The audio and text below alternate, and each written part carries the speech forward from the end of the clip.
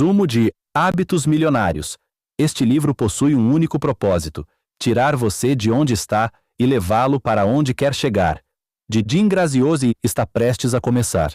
Aproveite. Ponto principal 1.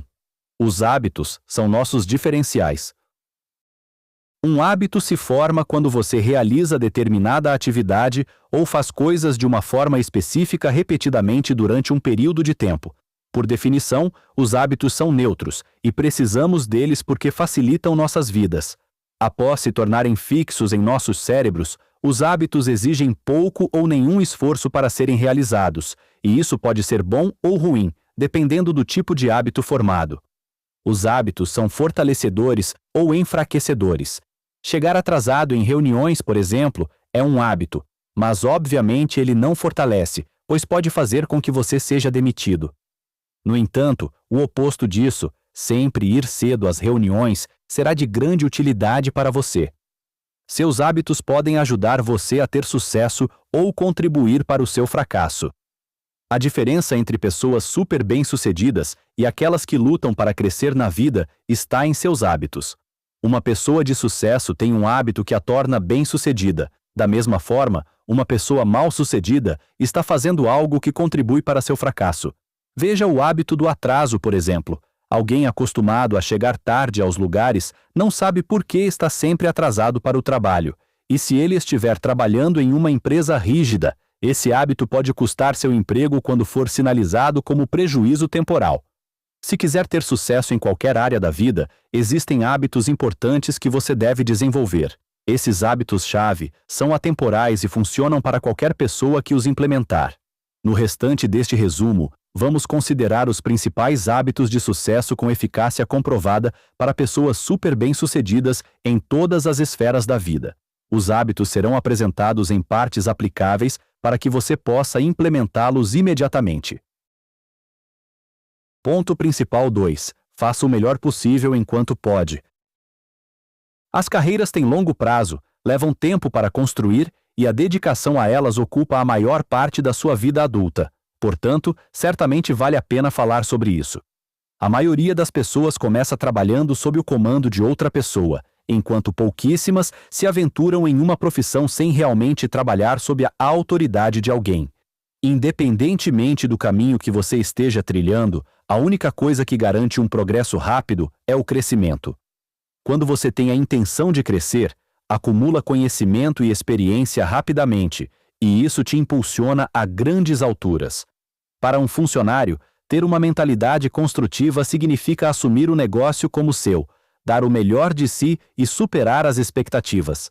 As pessoas tendem a considerar esses aspectos como bobagens. Elas acreditam que isso faz de você um bajulador do seu chefe. No entanto, o que elas não conseguem perceber é que absorver uma mentalidade construtiva não tem como foco o que seu empregador ou empresa ganharia com isso, mas sim o seu crescimento rápido. As pessoas de sucesso, quer trabalhem para outros ou para si mesmas, fazem tudo o que fazem da melhor maneira possível, como se o chefe as observasse a cada minuto de cada dia. Jim Graziosi. Experimente e veja. Em vez de definir metas apenas para atender às expectativas, decida ir além. Por exemplo, se você é um representante de vendas, não trabalhe apenas com seu nível atual de conhecimento, experiência e exposição. Faça um esforço extra para aprender mais sobre como ser um representante incrível. Sim, sua empresa vai se beneficiar com isso, mas você também estará se desenvolvendo tanto que, se deixar a empresa, vai continuar sendo uma pessoa valiosa. Um representante de vendas que é intencional em relação ao próprio crescimento avança mais rápido do que aquele que apenas faz o que esperam dele. Não importa se você é funcionário ou proprietário de uma empresa, decida priorizar seu crescimento hoje mesmo. Agora, faça uma pausa neste capítulo para traçar um plano de crescimento profissional para você. Inclua atividades focadas na melhoria profissional que você faria diariamente, semanalmente ou mensalmente. Isso pode incluir qualquer coisa, desde seguir um mentor de carreira online até participar de seminários de nicho. Ponto principal 3.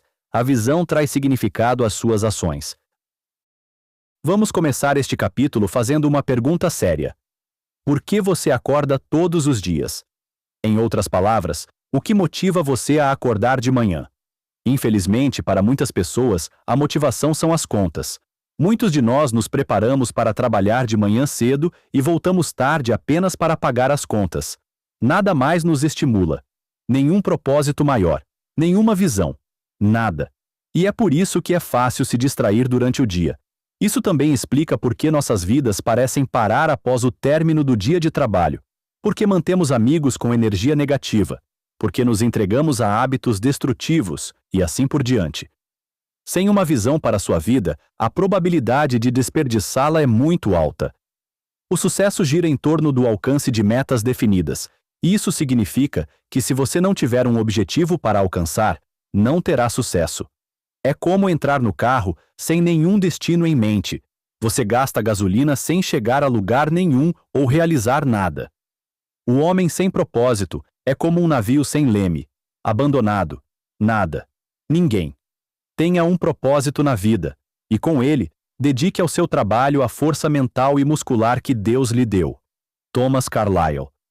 Entenda que seu tempo e energia são recursos muito limitados, por isso é necessário maximizá-los. Pare por um momento para pensar sobre sua vida e as coisas que você gostaria de realizar. Separe um pedaço de papel, escreva uma área da sua vida, digamos, relacionamento ou dinheiro, e abaixo dela, escreva as coisas que você deseja ver nessa área. Por exemplo, se escrever relacionamentos românticos, crie uma visão que agrada a você. Você quer ter um relacionamento mutuamente satisfatório com seu parceiro? Quer sair de férias com mais frequência? Você quer ter filhos? Que tipo de família você gostaria de criar? Escreva todas essas metas conforme elas vierem à sua mente. Faça o mesmo exercício para todas as outras áreas da vida. Esse processo pode levar horas ou dias para ser concluído, mas não pare até terminar. Quando terminar, você verá claramente o que deseja da vida. A partir de agora, você deixará de viver apenas por viver. A cada momento do dia, você saberá o motivo de fazer o que faz. Você ficará menos distraído, mais focado e menos propenso a cometer erros dos quais seu futuro eu se arrependeria. Ponto principal 4. Entenda o porquê por trás de suas ações. A vida é difícil. Não importa o quão inteligente, cuidadosa ou meticulosa uma pessoa seja, ela está fadada a cometer erros em alguns momentos. Às vezes, as coisas não acontecem como queremos, e as circunstâncias podem nos levar à tentação de desistir. Todas essas coisas são inevitáveis na vida. O que faz uma pessoa continuar diante do desafio não é a inteligência, nem mesmo a resistência mental, mas sim uma forte motivação. Quando você tem uma razão forte e emocional para fazer o que faz, fica difícil desistir. Considere uma jovem advogada buscando justiça pelo assassinato de seu pai. Ela fará qualquer coisa para ter justiça e não vai parar diante de nada até que os assassinos sejam punidos. Ela enfrenta desafios e batalhas legais ao longo do caminho que trazem a tentação de desistir, mas o que a faz continuar é a forte conexão emocional que ela estabeleceu para conseguir justiça para seu pai. Imagine se você tivesse um porquê forte que lhe fizesse continuar correndo atrás de seus objetivos de vida, independentemente dos obstáculos enfrentados. Isso é possível, e neste capítulo você aprenderá como. Para isso, vamos usar o exercício profundo de 7 níveis. Pegue um pedaço de papel, ou use seu celular para anotar tudo o que quiser na vida. Então, abaixo de cada meta, escreva por que você deseja isso. Por exemplo, você pode querer liberdade financeira porque já esteve falido antes e não quer voltar a ter esse tipo de vida. Em seguida, pergunte-se o porquê por trás do primeiro porquê. Estruture desta forma: quero liberdade financeira porque não quero falir novamente. Mas, por que não quero ficar sem dinheiro? Pense nisso e responda à pergunta. Vamos supor que você não queira ficar sem dinheiro de novo porque não tinha dinheiro quando criança, e isso levou você a aceitar empregos dos quais não gostava apenas para pagar as contas. A seguir, pergunte o terceiro porquê. Observação: sempre repita o desejo seguido de todos os porquês que você descobriu antes de perguntar o próximo porquê. Faça isso até se perguntar 7 vezes. Certifique-se de que sejam 7. Nem 5, nem 8. 7. As pessoas bem-sucedidas vivem com base em um conjunto diferente de regras e hábitos de sucesso, e não se conformam ou aceitam a mediocridade. Dean Graziosi. A razão que faz do 7 um número tão mágico ainda é um mistério, mas o certo é que as primeiras razões que você atribui para qualquer desejo aparecem imediatamente em sua cabeça. À medida que você se aproxima e chega ao número 7, as razões que você começa a dar vêm direto do seu coração, e esse é o seu verdadeiro porquê. Ponto principal 5. Aprenda a lidar com o inimigo interno. Você já ouviu falar sobre a luta dos dois lobos internos?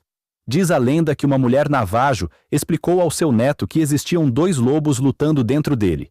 Um lobo bom e um lobo mau. E o lobo que vence é aquele que mais se alimenta. Essa ilustração é muito verdadeira em nossa experiência cotidiana. Existe tanto um herói em você quanto um vilão, mas aquele em que você mais foca é aquele que vence. Neste capítulo, vamos compartilhar duas coisas importantes que você pode usar para manter o vilão afastado. Preparado?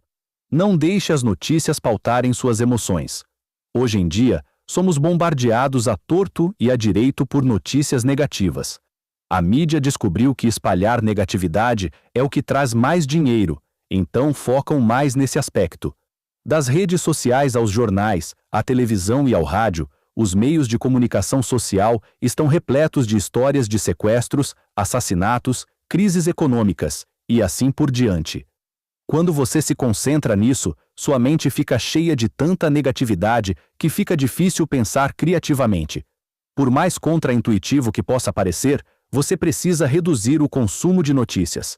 E não hesite em dar uma pausa nas notícias se perceber que consumiu muitas coisas negativas. Concentre-se em seus pontos fortes. Ao longo da vida, pessoas bem-intencionadas nos ensinam a trabalhar em nossas fraquezas, mas até onde esse conselho nos leva? Para a maioria dos indivíduos, o conselho de trabalhar os pontos fracos apenas resulta em frustração. A verdade é que você nunca poderá ser bom em tudo. Existem coisas na vida nas quais você seria péssimo, e isso não é algo ruim. Você pode não ser um bom planejador, mas quem se importa? Você sempre pode contratar alguém para ajudar. Você é treinador, mas escrever e editar não é fácil para você. E daí? Divulgue suas ideias de qualquer maneira e contrate um editor profissional para ajustar seu trabalho. Trabalhe em suas fraquezas morais, mas quando se trata de certas atividades que você tentou e nas quais simplesmente não consegue ser bom, peça a alguém para fazer por você. Focar em suas fraquezas e falhas alimenta o vilão que existe em você, o que, por sua vez, diminui sua confiança. Não deixe isso acontecer.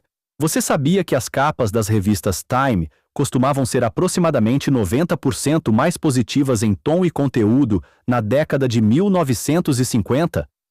Até que eles perceberam que o conteúdo positivo não estava vendendo e decidiram focar em histórias negativas nas suas capas. Adivinha? O número de leitores e os lucros dispararam, e é por isso que os meios de comunicação continuam usando tanto conteúdo negativo.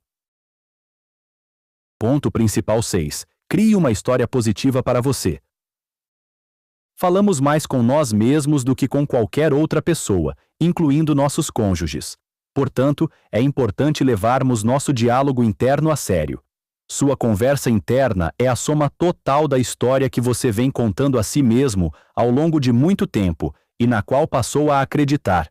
Por exemplo, se você tentou fazer uma apresentação e falhou, pode dizer a si mesmo: "Não sou bom nessas coisas", e isso é uma conversa interna negativa.